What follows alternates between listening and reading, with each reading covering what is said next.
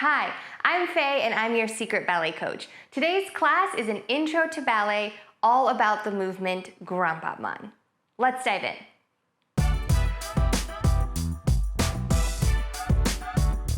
Grand Battement means large beating, which sounds aggressive, and the movement is aggressive. So when you're working on Grand Battement, it's very important to remember the quality of the movement, which is that it's a very forceful, big movement. It's not soft or gentle in how you approach it. You really want to drive the movement to the very top of the kick and come down. So in case you're not familiar, Grand Battement is this big kick like this that we do normally towards the end of barre. And sometimes we do them in the center as well.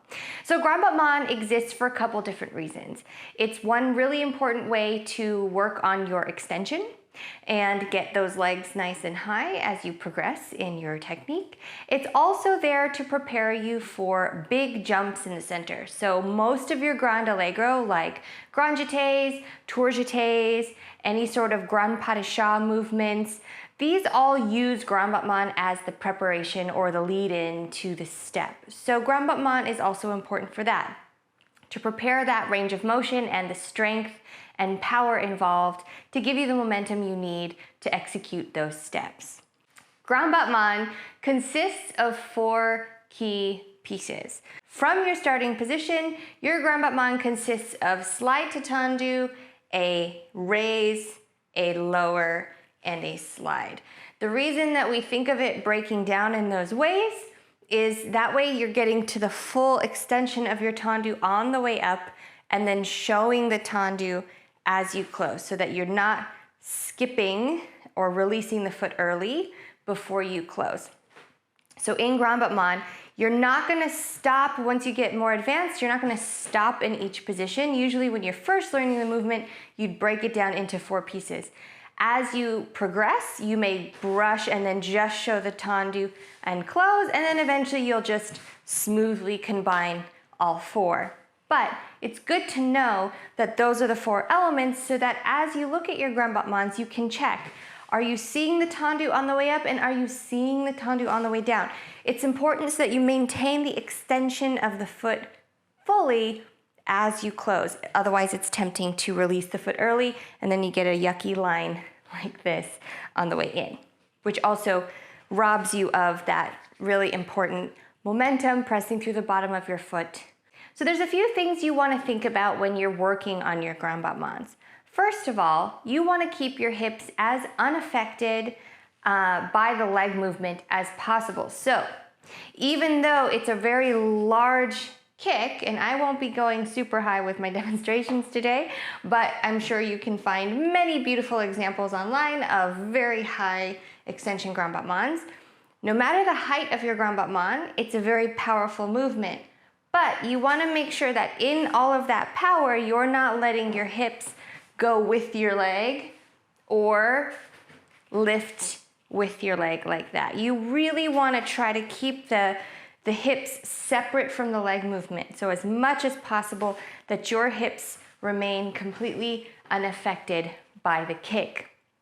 Now, when you're trying to keep your hips still, there's a couple key things that will help you. The first is that you need to support your standing leg. So if you think about the amount of momentum required to kick your leg with all your might, that equal and opposite amount of push needs to be happening in your standing leg to counteract the momentum that's getting created. So your standing hip really has to engage so that you're driving energy down through your knee and ankle and foot into the floor and creating a very solid base that you can push against as you kick. I often describe this to my students as having the equal and opposite push happen in your standing leg.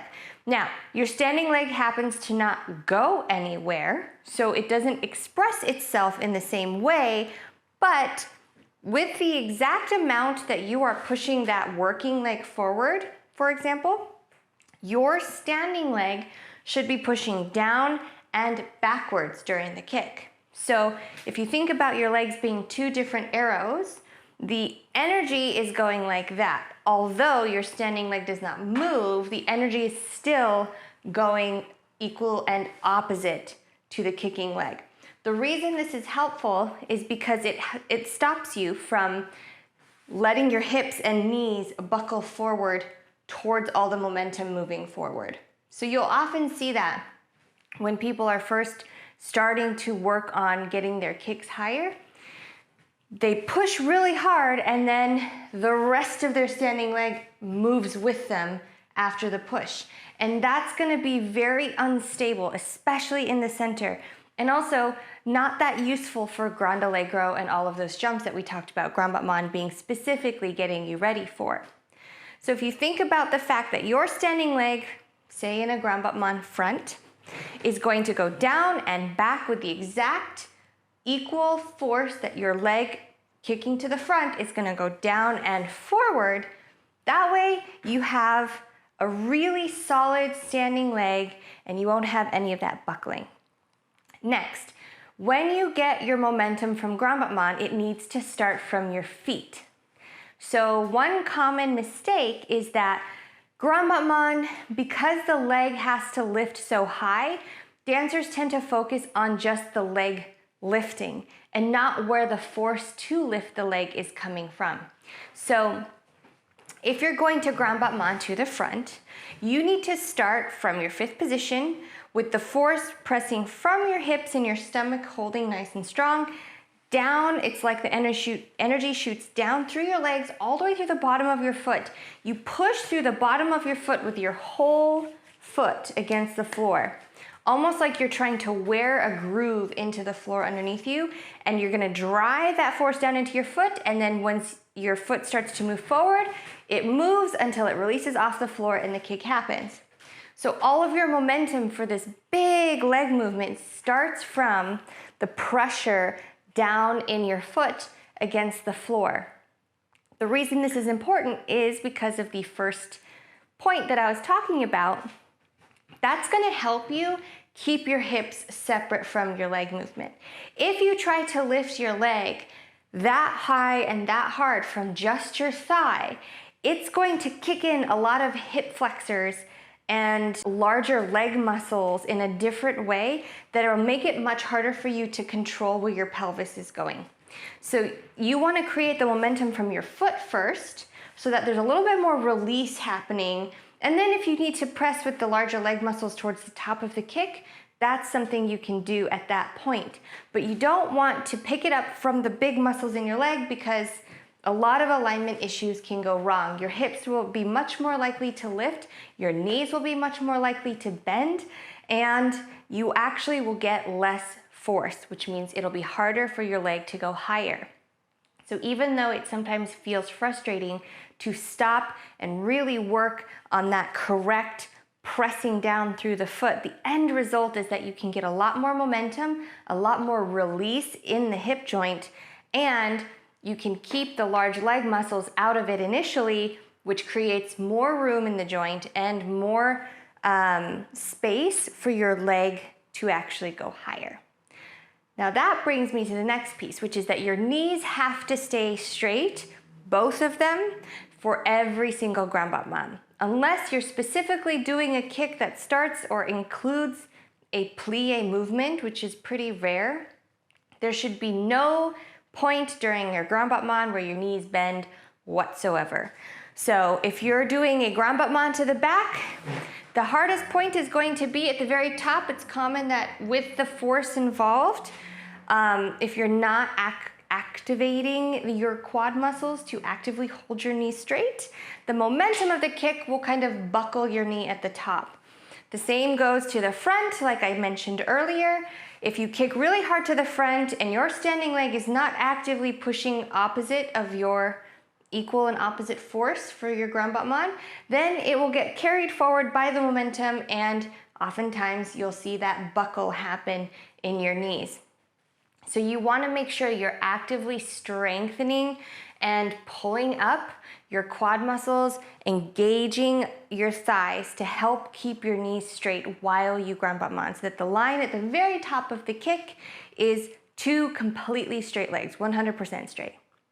Now, one thing that I often give to dancers as a tool to help them get the correct movement quality in Grand Battement is that I want you to imagine that one of those little hotel bells, you know, the ones that look like a dome and you kind of tap the top and it goes ding, those types of bells, is glued to the ceiling upside down, right? And at the very top of your kick, you're going to try to ring that bell. And the reason that this is helpful is because sometimes when we're trying to just get our legs up, we lose the finishing point, the top of the movement.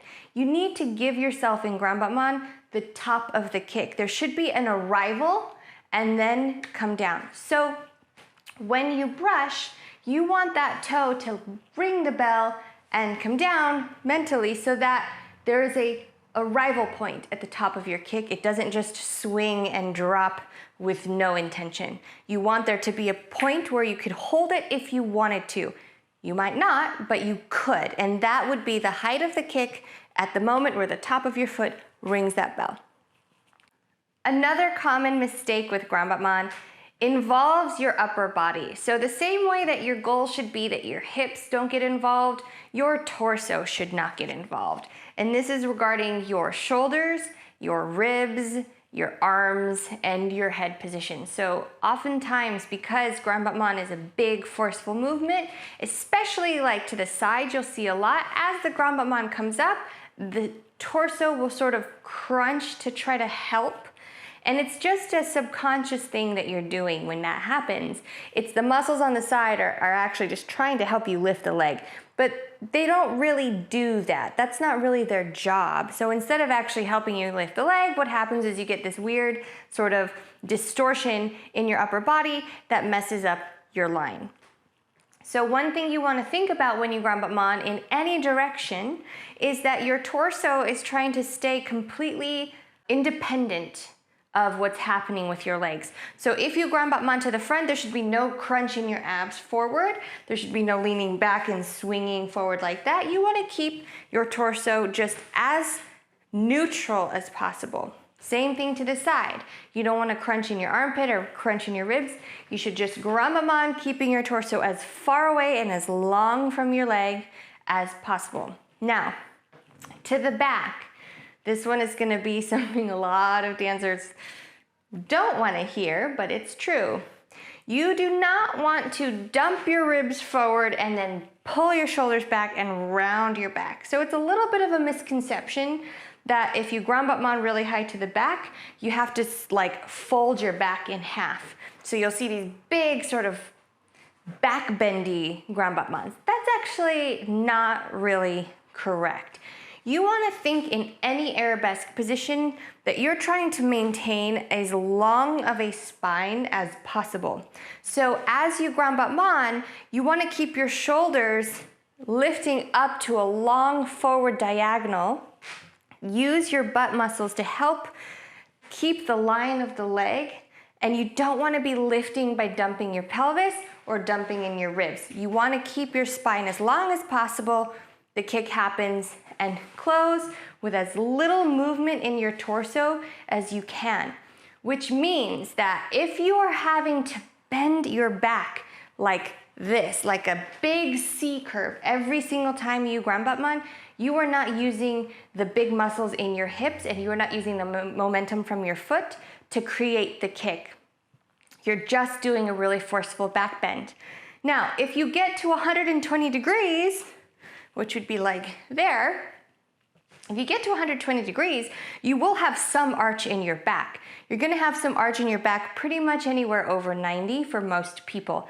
However, you don't need to crunch your spine every Grand Battement. In fact, I would say please don't crunch your spine every Grand Battement. What you want to create is the length in the front of your hips so that as you progress that Grand Battement to the back, getting higher and higher, you can keep your torso out of the movement and keep the length in your spine so that if there is some back bend, it's just at the very top and it's just a little bit of length through your chest lifting upwards. But the center of you should not be folding and undulating back and forth just to get your leg up.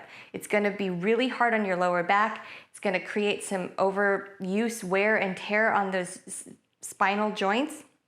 And also, it's gonna be very hard to support yourself in the center if you're folding in your back like that, because all of your core muscles are then focused and using their energy to simply hold yourself together rather than actually support your core.